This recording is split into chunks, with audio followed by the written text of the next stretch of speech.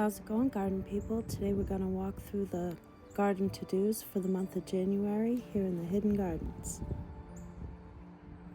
First up on the list is to take care of the exposed soil with a nice little layer of mulch. This will help with the upcoming onslaught of weeds that'll show up this spring. Hopefully this will be a good defense tactic. Colder air is moving in, so this is a good task to just get taken care of before that happens. And it'll help, with the soil improvement, moisture retention, and hopefully I'll spend more time planting and less time pulling come this spring. I'm using the same spruce pine mulch that I used over in the cut flower garden area, so the whole front garden beds will have a nice cohesive look with the same mulch, and it's a pretty looking mulch too, so I'm pretty pleased with it. I'll add compost when I'm planting things and spring fertilizing and stuff, but this layer of mulch, I don't go too thickly, but enough that I'm hopefully going to combat some weeds this year. For my area, coming about late February is usually a good time to look at cutting back these leaves on the hellebores, which really gives their blooms the chance to shine. Still debating on whether to cut back that yellow twig dogwood this year. I might, but I still have a little bit of time to decide on that one.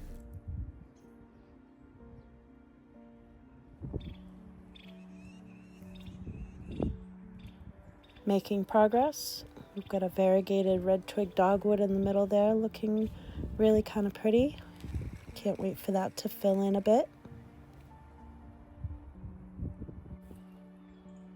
can see the birds have gotten the berries off of the crab apples. Miss Lemon Abelia doing really well in the middle there. At least now, before it gets too cold. It looks a little cold when it's really cold, but bounces back nicely. And the winter doesn't stop me from heading down to the garden center and finding some pretty good deals.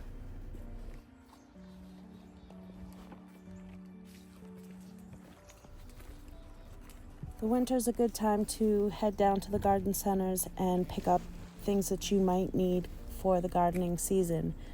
If you're the type that likes to stock up on things, now's a great time to get that done.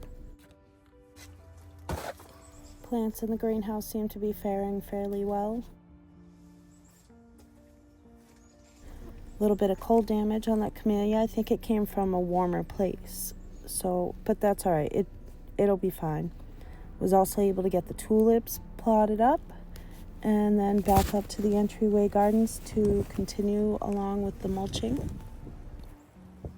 I'm really glad I was able to get out here and get this mulch laid. It really gave the plants a chance to be tucked in before the really colder days of the winters here.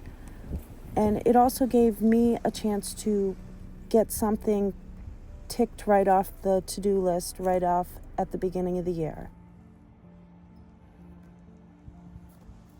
As the temperatures warm up, I'll be able to get out here and do more spring cutbacks, cleaning up all these plants and all the dead foliage.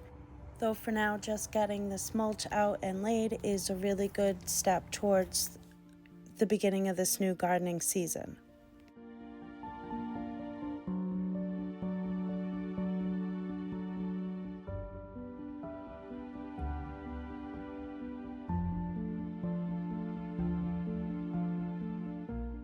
While it took a little while to get this task completely accomplished, that's probably the best part about gardening. You make the to-do list and you decide how to accomplish that to-do list. What gets put in your garden and what your garden looks like depends on your taste and what your area is and the work that you're willing to do and what you're not willing to do. You make your own rules in your own garden.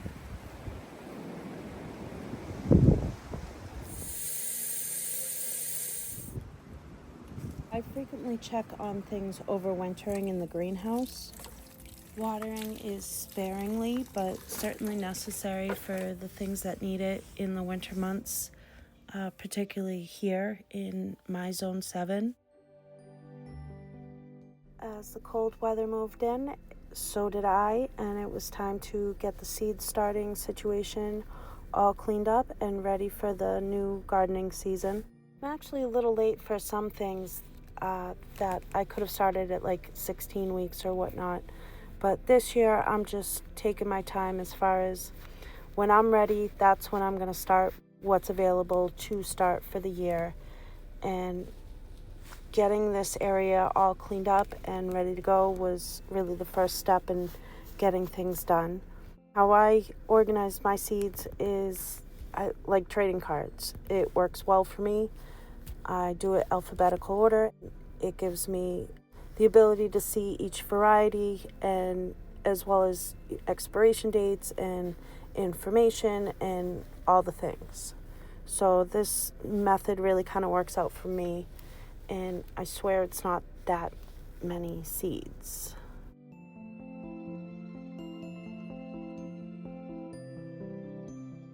I was able to get everything organized here. I still ended up with a bin from last year that I needed to go through, and what I'll do is I'll sort everything from last year and put it back into the folders, minus what I know I want to grow this year.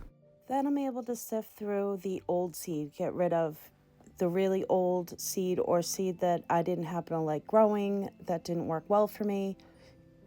And then I can really concentrate on what I'll be growing for this new season.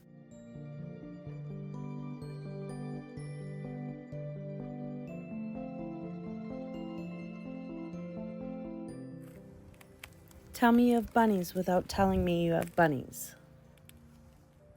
As far as for what I'll be growing this year from seed, I'm trying to concentrate on, in terms of both the vegetable garden and the cut flower garden, on things that I know do well for me, that I'm good or at least decent at growing and can tackle, as well as things that I know that we're going to use, so that I'm trying to cut down on waste and gardening on things that I don't want to be gardening on, and really getting to maximize the time on gardening things that I'm enjoying.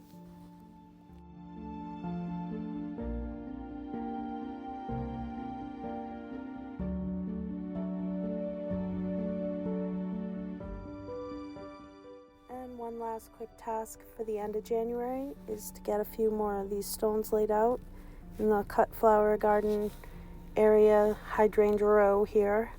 And as you can see, the castle spire hollies are doing fairly well, caged up from the bunnies.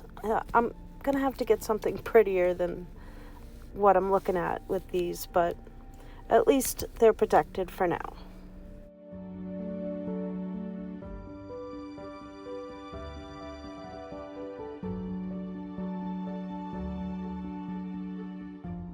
Alright, so I hope that this inspires you to get what you need to get done along your gardening journey, whatever that looks like for you. And thank you for coming along on mine.